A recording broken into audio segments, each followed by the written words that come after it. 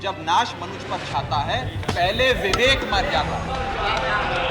Sir, इसमें Delhi bill का सार है सर। आज मैं सिर्फ 2 करोड़ दिल्ली वासियों की ओर से नहीं, बल्कि 135 करोड़ भारतवासियों की ओर से बोलने के लिए खड़ा हूं। सर, इससे ज्यादा असंवैधानिक, गैर कानूनी कागज का टुकड़ा एक बिल के माध्यम से शायद ही आज से पहले कभी संसद भवन के भीतर लाया गया होगा।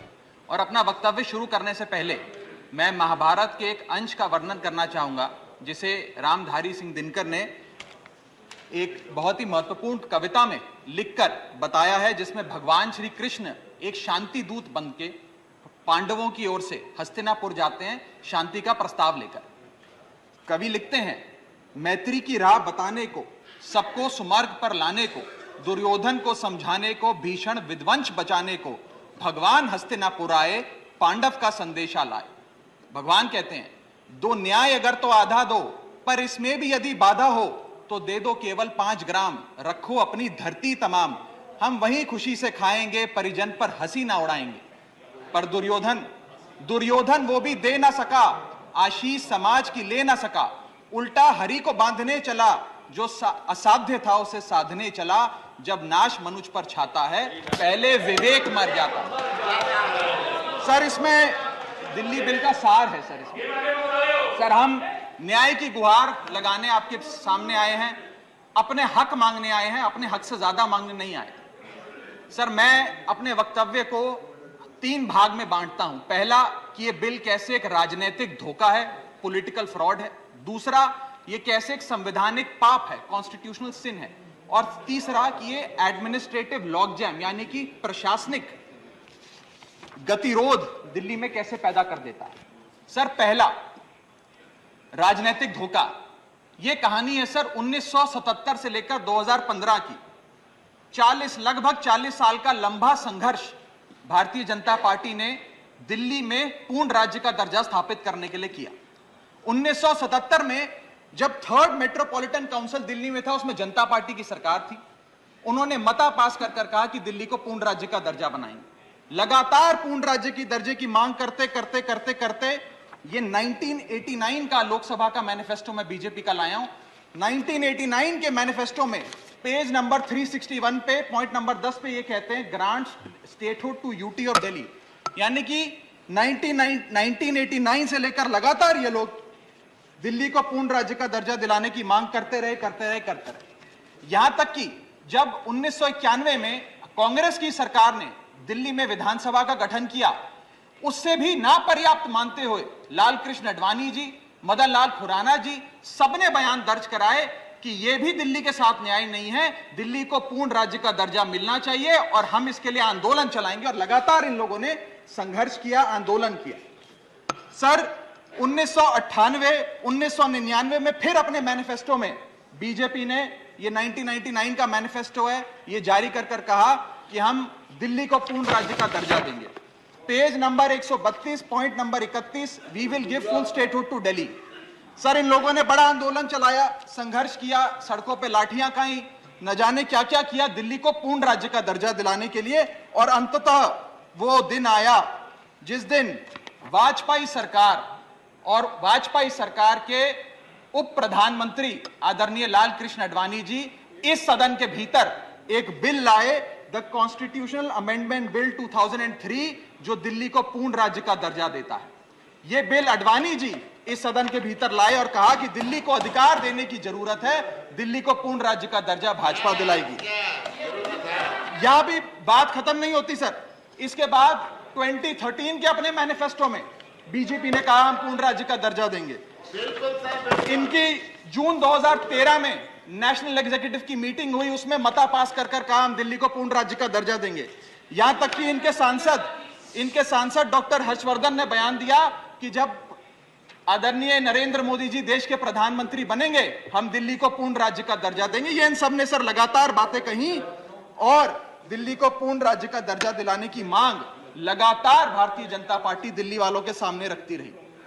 सर, ये बिल सिर्फ संविधान का और लोकतंत्र का अपमान नहीं है, यह बिल लाल कृष्ण आडवाणी जी का, अटल बिहारी वाजपेयी जी का, मदन लाल खुराना जी का, सुषमा स्वराज जी का, अरुण जेटली जी का, सबका अपमान करने का और उनके 40 साल के संघर्ष को मिट्टी में मिलाने का काम करता है। सर, मैं माननीय गृह मंत्री जी का बयान लोकसभा में सुन रहा था। उन्होंने कहा कि नेहरू जी ने, पंडित नेहरू ने यह बात रखी थी कि दिल्ली को पूर्ण राज्य का दर्जा नहीं मिलना चाहिए। मैं माननीय गृह मंत्री जी से कहना चाहता हूं, नेहरूवादी मत बनिए, आडवाणीवादी बनिए, वाजपेयीवादी बनिए और दिल्ली को पूर्ण राज्य का दर्जा देने का आज आपके पास ऐतिहासिक मौका है। दिल्ली को पूर्ण राज्य का दर्जा दीजिए। सर, इस बिल को लाने का असल कारण क्या है? यह बिल क्यों लाया गया है? पिछले 25 साल में दिल्ली में 6 बार विधानसभा के चुनाव हुए। 6 के 6 चुनाव भारतीय जनता पार्टी बुरी तरीके से हारी। यहां तक कि 2015 और 20 में आजाद भारत के इतिहास की सबसे बड़े जनादेश की सरकार अरविंद केजरीवाल ने दिल्ली में बनाई। क्योंकि ये पिछले 25 साल चुनाव नहीं जीत पाए और अरविंद केजरीवाल और आम आदमी पार्टी के आने के बाद ये जानते हैं कि अगले 25 साल भी ये लोग चुनाव नहीं जीत पाएंगे, तो सरकार को नष्ट करने का काम कर रहे हैं। ना रहेगी सरकार और ना रहेगा चुनावों का महत्व, ना रहेगा बांस, ना बजेगी बांसुरी। लेकिन मैं आज इस मंच से भाजपा से अनुरोध करूंगा कि कम से कम लाल कृष्ण आडवाणी जी को न्याय दीजिए, कम से कम उनकी इच्छा पूरी करिए, दिल्ली को पूर्ण राज्य का दर्जा दीजिए। सर, मेरा दूसरा भाग कि कैसे यह बिल एक संवैधानिक पाप है। सर, पहली चीज, ये abuse of ordinance making powers है, आर्टिकल 123 जो संविधान का देता है। संविधान ये कहता है, और वाईवी चंद्रचूड़ साहब का AK Roy versus union of India एक बड़ा महत्वपूर्ण लैंडमार्क जजमेंट है, जिसने कहा कि ऑर्डिनेंसेस सिर्फ आपातकालीन और विषम परिस्थितियों में लाए जाएंगे। ऐसी कौन सी आपातकालीन और विषम परिस्थितियां आ गई कि आपको सुप्रीम कोर्ट के फैसले को 8 दिन के भीतर बदलना पड़ गया? दूसरा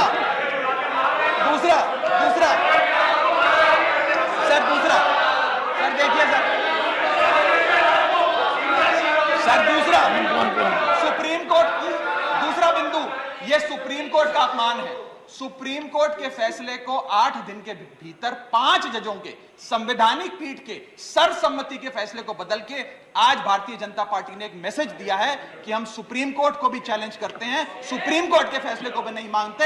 आपको जो ऑर्डर जारी करना है करो, हम चंद दिनों के अंदर ऑर्डिनेंस लाकर उस फैसले को बदल देंगे। They have challenged the majesty of the honourable supreme court. Sir, और मैं आपको यह कहना चाहता हूं कि आजकल जो ऑर्डिनेंस लाने की जो एक फेटिश इस सरकार ने देखी, चाहे वो लैंड एक्विजिशन बिल हो, चाहे वो फार्म बिल हो, चाहे ईडी के डायरेक्टर का एक्सटेंशन हो, जो ये सारी चीजें ऑर्डिनेंसेस के माध्यम से इन्होंने करी थी, इस बिल का हश्र भी वही होगा जो सारे पुराने बिलों का हुआ था। सर, थर्ड बिंदु कि कैसे ये बिल संघीय ढांचे को एरोड करता है। हमारा भारत का संविधान और सुप्रीम कोर्ट का 2023 का 2018 का संवैधानिक पीठ का फैसला कहता है कि दिल्ली के पास एक यूनिक फेडरल आइडेंटिटी है, यूनिक कॉन्स्टिट्यूशनल आइडेंटिटी है, और भारत का संविधान जो हमें संघीय ढांचा देता है, जो शक्तियां देता है, उन शक्तियों को एनक्रोच करने का काम यह सरकार करती है, हमसे अफसरशाही और तमाम शक्तियां छीनकर। मैं आपको सुप्रीम कोर्ट का वो एक वाक्य पढ़ के सुनाना चाहूंगा। The majority in the 2018 constitutional जज bench held that while the NCT of Delhi could not be accorded with the status of a state, the concept of federalism is applicable to Delhi. हम पूर्ण राज्य नहीं है, लेकिन फिर भी राज्य का दर्जा एक संघीय ढांचे के परिप्रेक्ष्य में दिल्ली को मिलता है। उसके बाद सर, इन लोगों ने तो कमाल ही कर दिया। आज बिना संवैधानिक संशोधन लाए संविधान को बदल दिया, मात्र एक एक्ट ऑफ पार्लियामेंट से, जो आज तक शायद भारत के इतिहास में कभी नहीं हुआ। सर, इसके बाद यह बिल पार्लियामेंट्री अंडरमाइन करता है प्रिंसिपल्स ऑफ कलेक्टिव रिस्पांसिबिलिटी को। भारत का संविधान कहता है सर कि परमानेंट एग्जीक्यूटिव और पॉलिटिकल एग्जीक्यूटिव मिलके लेजिस्लेचर के प्रति जवाबदेही होंगे। ये प्रिंसिपल ऑफ कलेक्टिव रिस्पांसिबिलिटी है। इसमें से परमानेंट एग्जीक्यूटिव यानी कि अफसरशाही को छीनकर ये पूरी तरीके से कलेक्टिव रिस्पांसिबिलिटी का प्रिंसिपल, जिसपे सरकारें चलती हैं इस देश में, उसे ध्वस्त करता है। और आखिरी बिंदु संवैधानिक अपराध का, ये ट्रिपल चेन ऑफ अथॉरिटी को तार तार करता है sir. Triple chain of accountability ये होती है कि अफसरशाही की जवाबदेही मंत्री को, मंत्री की जवाबदेही लेजिस्लेचर को, और लेजिस्लेचर की जवाबदेही जनता को। इसमें से अगर आप अफसरशाही हटा देते हो तो फिर जवाबदेही की जो ये ट्रिपल चेन ऑफ अकाउंटेबिलिटी ध्वस्त हो जाती है। तो ये काम करके संवैधानिक अपराध एक प्रकार से सरकार ने किया है। सर मेरा आखिरी भाग, ये कैसे एक एडमिनिस्ट्रेटिव हाराकिरी, एक एडमिनिस्ट्रेटिव गतिरोध पैदा करता है। ये कहता है सिर्फ उपराज्यपाल ही ट्रांसफर पोस्टिंग करेंगे एक समिति के माध्यम से, यानी कि अफसर अब मुख्यमंत्री के नहीं सुनेगा, मंत्रियों की नहीं सुनेगा। अगर अब दिल्ली में किसी के घर में बिजली नहीं आ रही, पानी नहीं आ रहा, किसी के बच्चे का स्कूल में दाखिला नहीं हो रहा, तो वो उपराज्यपाल के पास जाएगा, अपने मंत्री मुख्यमंत्री के पास नहीं जाएगा। क्या लोग जानते हैं उपराज्यपाल कहां रहता है? उपराज्यपाल कौन सी विधानसभा से चुनाव लड़ा, उपराज्यपाल ने कौन सा चुनाव जीता? लेकिन सारी शक्तियां एक चुनी हुई सरकार से निकालकर उपराज्यपाल को देता है। ये आगे कहता है सर ये बिल कि हम एलजी को सोल डिस्क्रिशन देते हैं, स्वयं के विवेक से फैसले लेने की तमाम शक्तियां। आज तक उपराज्यपाल और गवर्नर काउंसिल ऑफ मिनिस्टर्स की एड एंड एडवाइस से बाध्य थे, लेकिन यह बिल उपराज्यपाल को सुपरसीडिंग पावर देता है।